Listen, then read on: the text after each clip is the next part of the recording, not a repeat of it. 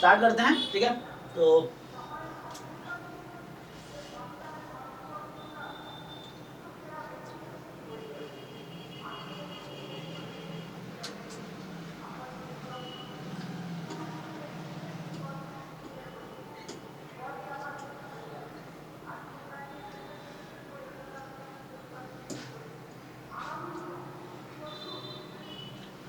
हम लोग last class में ये स्टार्ट किए थे, मतलब परसों, मैट्रिसेस एंड डिटर्मिनेंट।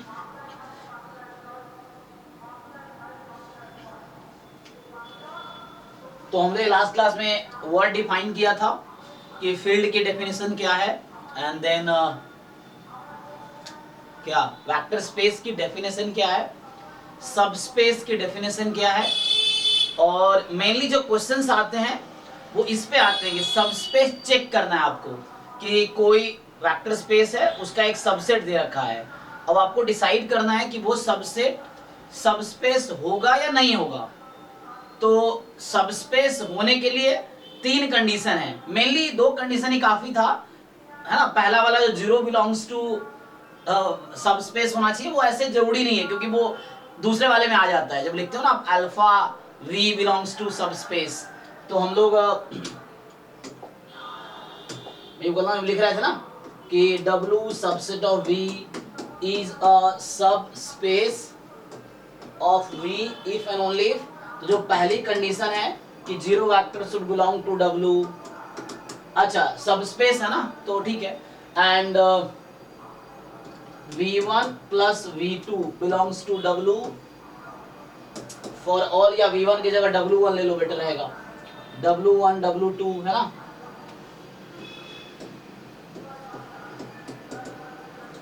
एंड तीसरा कंडीशन ये था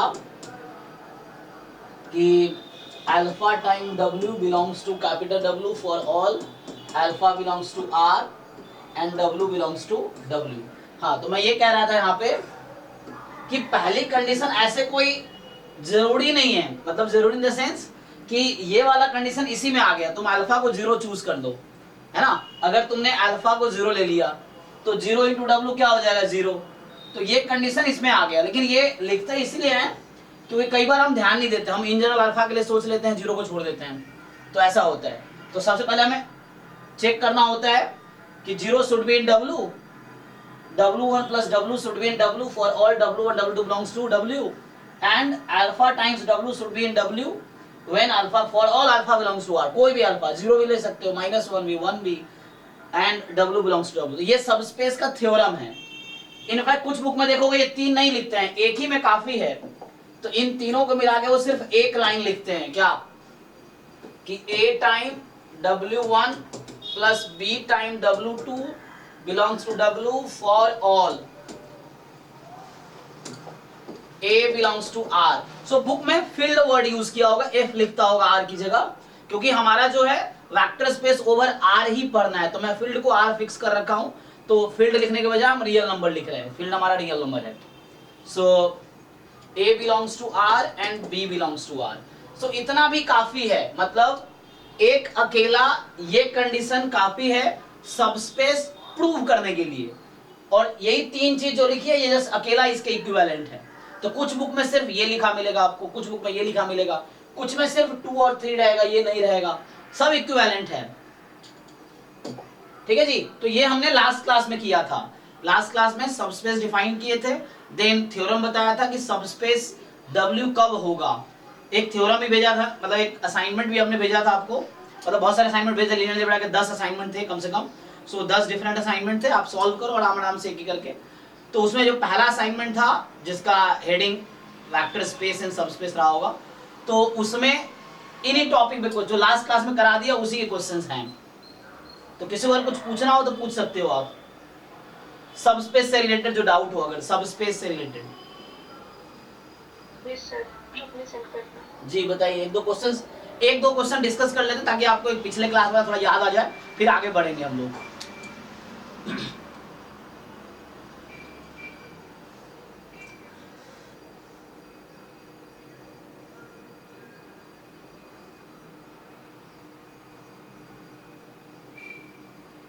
तो जिन लोगों ने ट्राई किए हाँ कुछ क्वेश्चन भेजो ताकि एक बार प्रैक्टिस भी हो जाएगा बाकी लोगों का।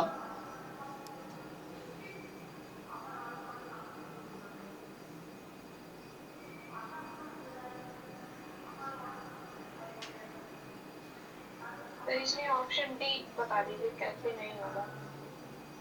क्वेश्चन नंबर 22 है।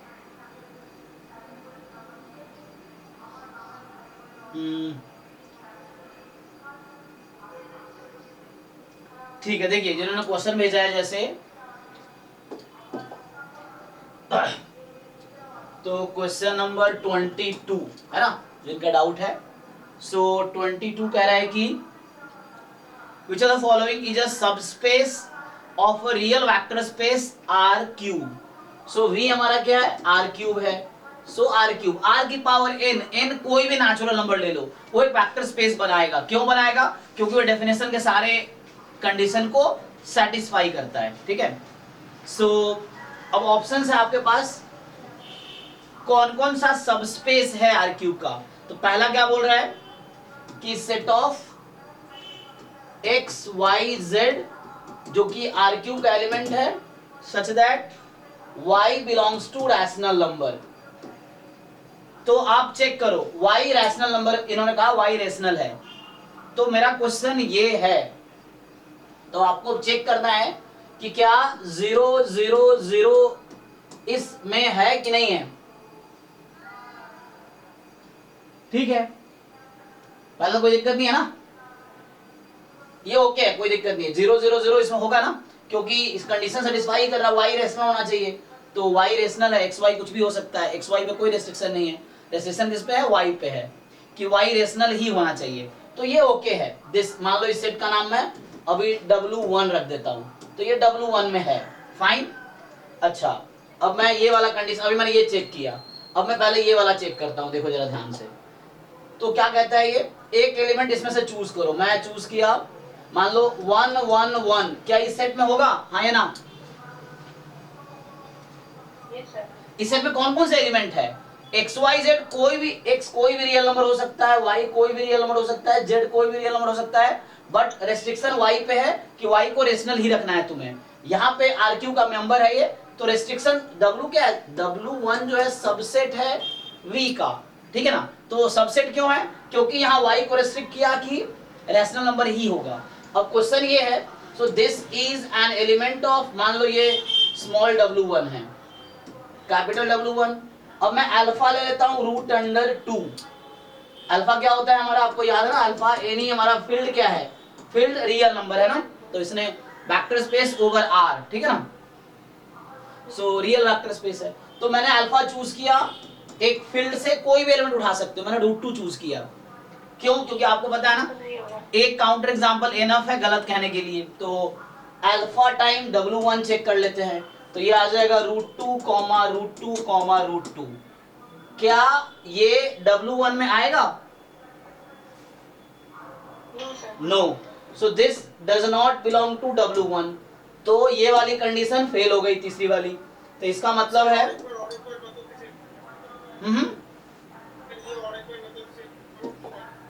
ये तो मैंने लास्ट क्लास में बताया था, वही रिपीट किया मैंने अभी, कि कोई W सबसेट है V का, वो सबस्पेस कब होगा।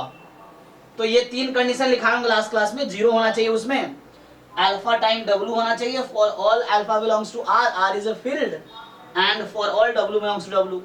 You choose any two element from W, their sum must be in the W only।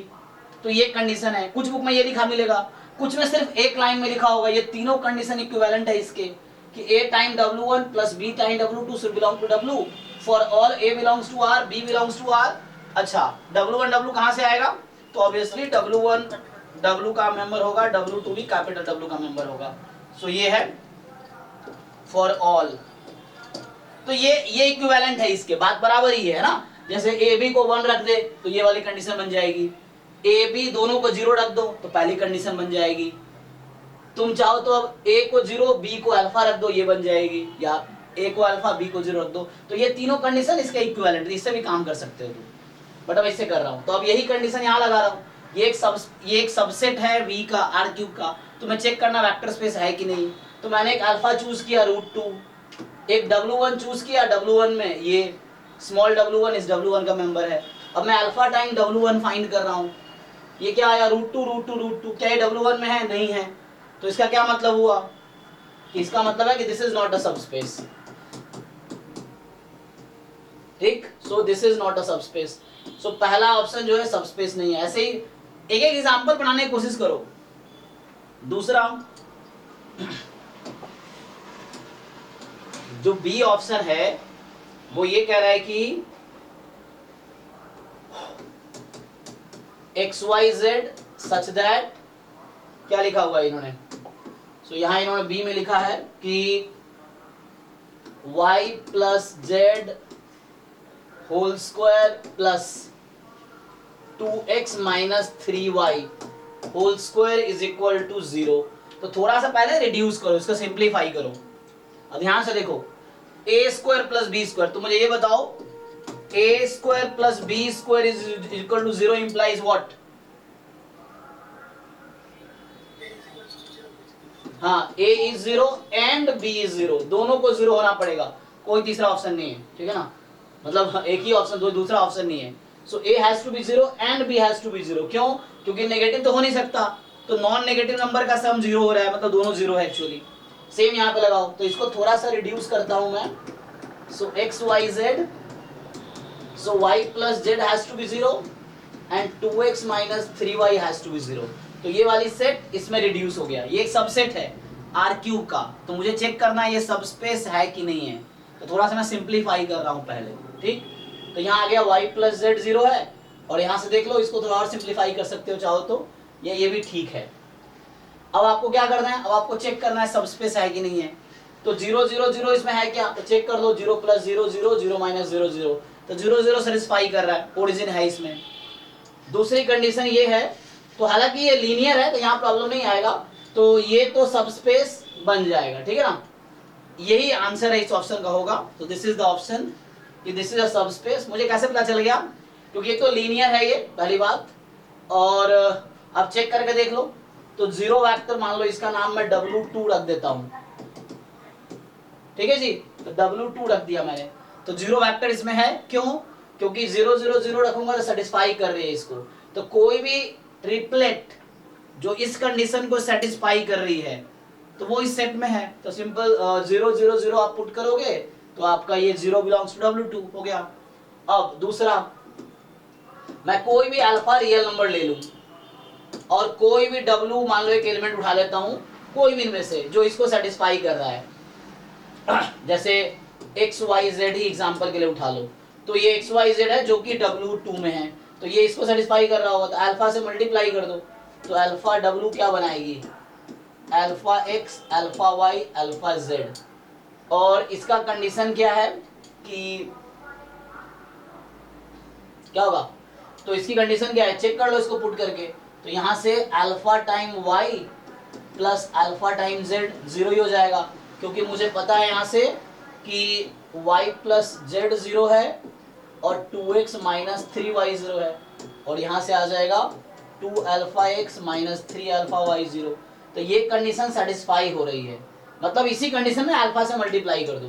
तो कहने का मेरा ये मतलब है, तुम ठीक से चेक करो कि alpha belongs to real number, w belongs to this set. तो belongs to this set means what? कि वो इसको सेटिस्फाई कर रहा है। तो अल्फा को तुम W से मल्टीप्लाई करो, जो सेट आया वो भी इस कंडीशन, जो भी एलिमेंट आपको मिला यहाँ पे, that element will also satisfy this condition actually. ठीक, तो चेक कर लो। अब उसके बाद क्या तीसरा कंडीशन है? W1 W2 ले लो। सो मान लो W1 एक एलिमेंट है यहाँ पे, X1 Y1 Z1, W2 एक एलिमेंट है X2 Y2 Z2। अब मैं मान रहा हूं both belongs to this set W2, this set W2 जो सेट है मेरा। अब मुझे चेक करना है इसका सम इसमें होगा क्या? तो ऑब्वियसली ये एलिमेंट उसमें है, तो इसका मतलब है कि Y1 प्लस Z1 इज 0, और दूसरा कंडीशन क्या है? 2x1 माइनस 3y1 इज 0, ठीक है? तो 2x1 माइनस 3y1 0 है। अब क्या करना है आपको कि हमें क्या करना है यहाँ पे? अब आपको चेक करना है कि इसका सम उसमें होगा कि नहीं होगा, तो देख लो सम करके, है ना। सो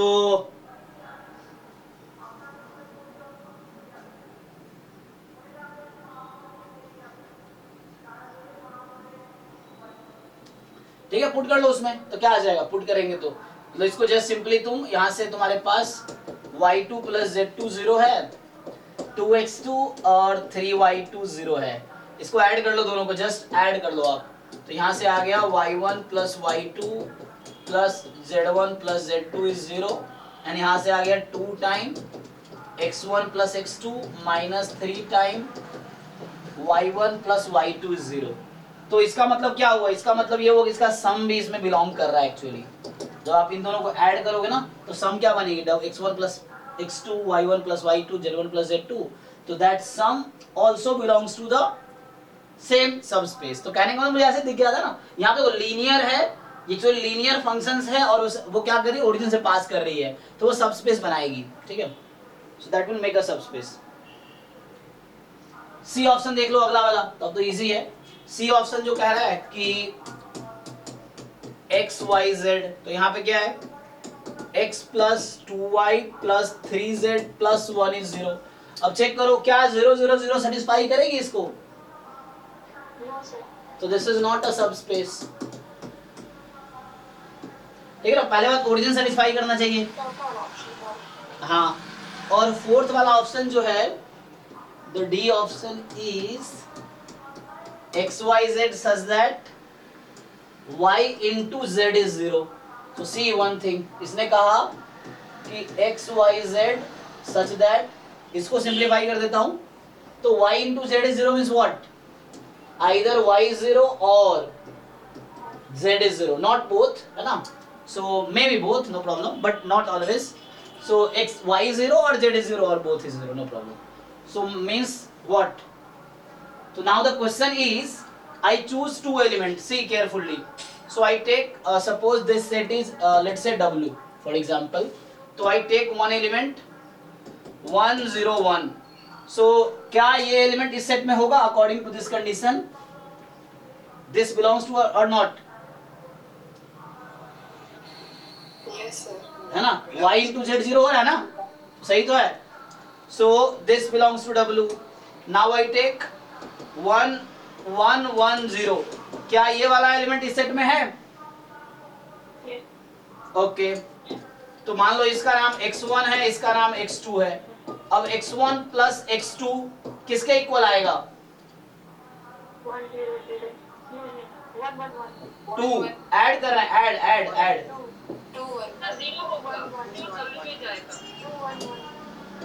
ये सब है ना एकदम अंधेरे में तीर चला रहे हैं ऐसे चुपचाप, अरे क्या दिमाग थोड़ा खोल के रखो। मैं कह रहा हूँ ऐड करो इन दोनों ऑर्डर पेयर को, तो 1 प्लस 1 2, 0 प्लस 1 1, 1 प्लस 0 1।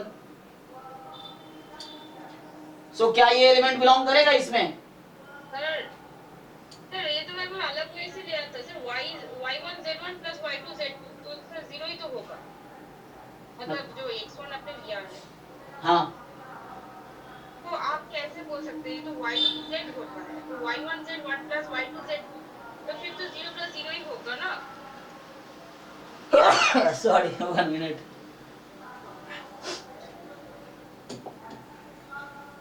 हाँ इसको देख के बताओ, चलो अब बताओ, हाँ क्या कह रहे हो तुम, सर y1 z1 ये तो 0 हो रहा है, तो फिर चलो y1 z1 0 हो रहा है, y2 z2 0 हो रहा है, सो y1 प्लस, अरे रुको, y1 प्लस y2 क्या ये 0 होगा हमेशा,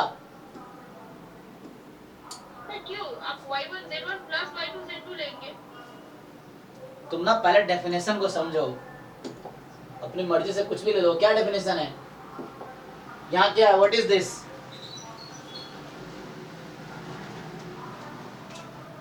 तुम्हें किसको चेक करना है, सम को चेक करना है ना। हाँ। तो फिर किसको ऐड करना है, एलिमेंट को ऐड करना है कि वहां जो लिखा उसको ऐड कर देंगे। देखो यहीं पे कैलकुलेशन करता हूं, यही सब गलती करके एग्जाम में आते हो, इसलिए फिर मार्क्स नहीं आते, एग्जाम में निकलता है। ठीक से समझो,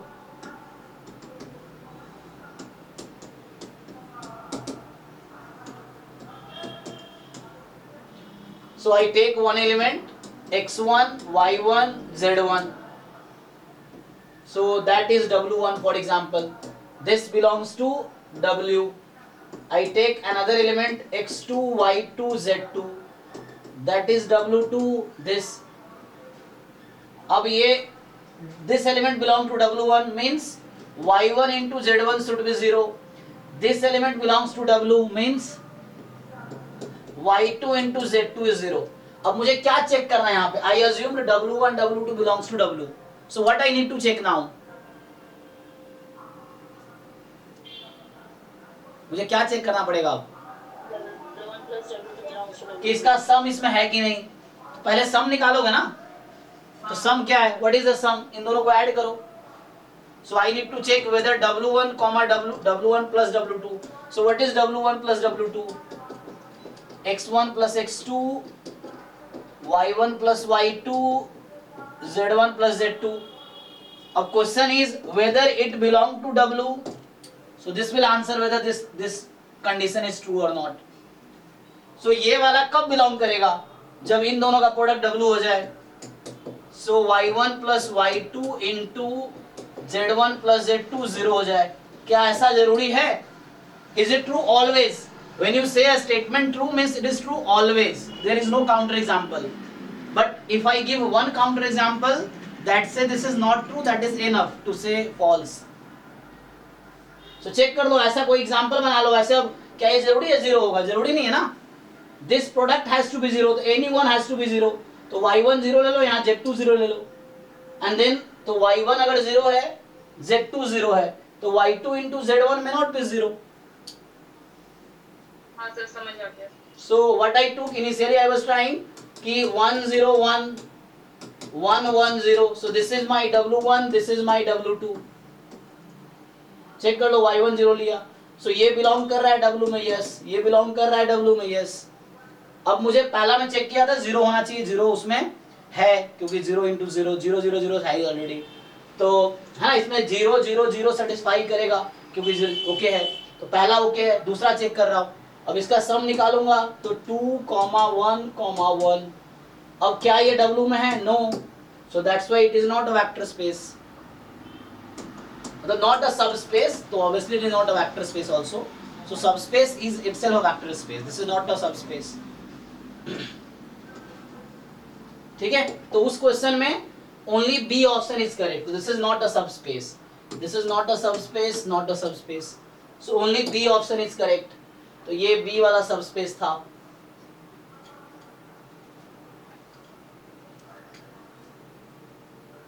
ठीक है, जो आपने वो एक कंडीशन बताई, लीनियर इक्वेशन ओरिजिन से पास करता है तो सबस्पेस फॉर्म करेगा. हाँ. नेसेसरी कंडीशन है या सिर्फ नेसेसरी कंडीशन?